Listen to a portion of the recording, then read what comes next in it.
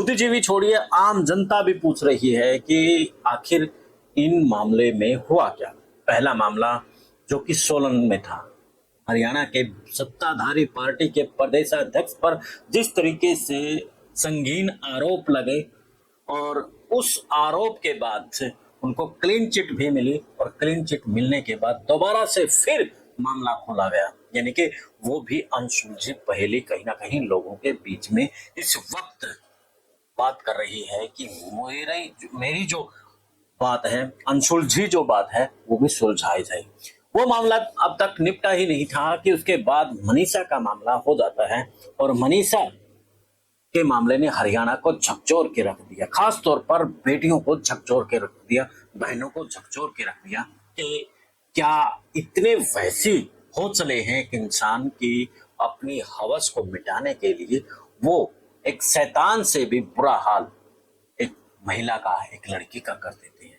हालांकि उसमें अलग अलग थ्योरी बनाई गई, पुलिस द्वारा जो थ्योरी बताई गई वो यही बताई गई कि उन्होंने सुसाइड किया है। उसका सुसाइड नोट भी लोगों के बीच में आया और उस सुसाइड नोट ने कहीं ना कहीं उस मामले को दिशा अलग भेजने की बात की गई, लेकिन मामला तुल पकड़ने के कारण से सुसाइड नोट को फेक बता करके मामला सीबीआई तक पहुंचा। अब सीबीआई उस मामले की जांच कर रही है। अब वो मामला निपटा नहीं था, उसके बाद फिर एक मामला जिनसे हो जाता है और उस मामले में सुनील कपूर सुसाइड कर लेते हैं और सुसाइड के बाद उनके परिवार आरोप लगाते हैं कि उनको मारने का दबाव बनाया गया। हालांकि इस मामले में सोशल मीडिया और मीडिया में उस तरह से हाइप नहीं मिल पाई जिन तरीके से, यानी कि दूसरे मामले में जो हाइप मिली है उस मामले में नहीं मिली। उसके भाई ने आरोप पुलिस पर लगाया और उसके बाद संस्कार कर दिया गया और वो मामला ठंडा पड़ गया। लेकिन लोगों के बीच में अब भी वो अनसुलझी पहेली है कि आखिर सुनील कपूर ने क्यों सुसाइड किया।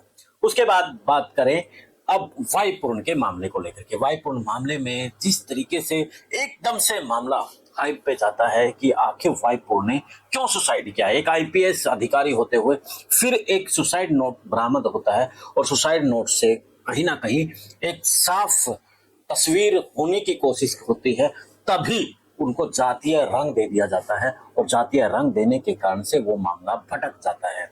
और वो मामला जातीय रंग होने के कारण से जो महिला, जो आईएस, जो यानी कि वाई पूर्ण की घरवाली धर्मपत्नी थी, वो अपने पति के इंसाफ के लिए लड़ रही थी, वो भी डर गई कि कहीं प्रदेश में दंगा ना हो जाए और उसका नाम मेरे ऊपर आ जाए। यानी कि जो आईएएस है अमनप्रीत, मेरे ख्याल से अमनप्रीत नाम है, वो इस बात से डर गई या फिर उसे ये लगा कि मैं बदनाम हो जाऊंगी इस मामले में, तो उन्होंने पोस्टमार्टम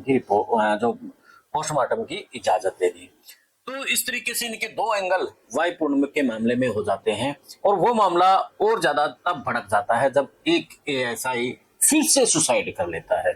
यानी कि सुसाइड पे सुसाइड और सुसाइड पे सुसाइड लगातार हो रहे हैं। तो ऐसे में लोगों के जहन में सवाल खड़े हो रहे हैं कि ऐसा क्या हो गया है हरियाणा प्रदेश को कि हर दिन कुछ ना कुछ अनहोनी खबर सुनने को मिलती है। खैर, वाई पूर्ण को उस मामले में अभी इंसाफ के लिए बैठा था पूरा परिवार, पूरा समाज, तो उन्हें इंसाफ नहीं मिला। उसके बाद संदीप का परिवार भी सड़क पर आ गया और उन्होंने भी वाई पूर्ण के परिवार को इस मामले में माना कि उनके कारण से कहीं ना कहीं उन्होंने सुसाइड की है। तो संदीप के मामले में भी अब अनसुलझी पहेली है। जहां वाई पूर्ण के मामले में अनसुलझी पहेली बना दिया गया है, तो वही संदीप लाठर की भी अनसुलझी पहेली है। तो देखना दिलचस्प रहेगा कि जो ये सुसाइड को लेकर के अनसुलझी पहेलियां हैं, वो पहेली का उत्तर मिलेगा या फिर नहीं मिलेगा। और एक पहेली और मिल गई है। अभी चुनाव को, जो सत्ता को 1 साल से थोड़ा सा ऊपर टाइम हुआ है और अभी 4 साल के आसपास टाइम बचा है, तो ऐसे में धर्मवीर क्यों संन्यास ले लेते हैं? क्या जो वो कह रहे हैं वो सच है या फिर उसके पीछे कोई और लॉजिक है? ये भी एक अनसुलझी पहेली है। तो दीपावली के अवसर पर जिस तरीके से दीपों का त्योहार मनाया जा रहा है और त्योहार इसलिए मनाया जाता है कि अधर्म पर धर्म की जीत हो। तो क्या दीपावली के बाद जो जिस अधर्म पर हाल फिलहाल हमारी सत्ता, हमारे ब्यूरोक्रेट चले हुए हैं, तो क्या धर्म पर जीत होगी? ये सवाल आज हम छोड़ रहे हैं। तो इसमें कमेंट आप जोड़ देना साथियों। चैनल को फॉलो, शेयर और सब्सक्राइब भी कर लेना। मिलते हैं फिर एक नए मुद्दे, एक नए विश्लेषण के साथ। जय हिंद, जय भारत, जय हरियाणा।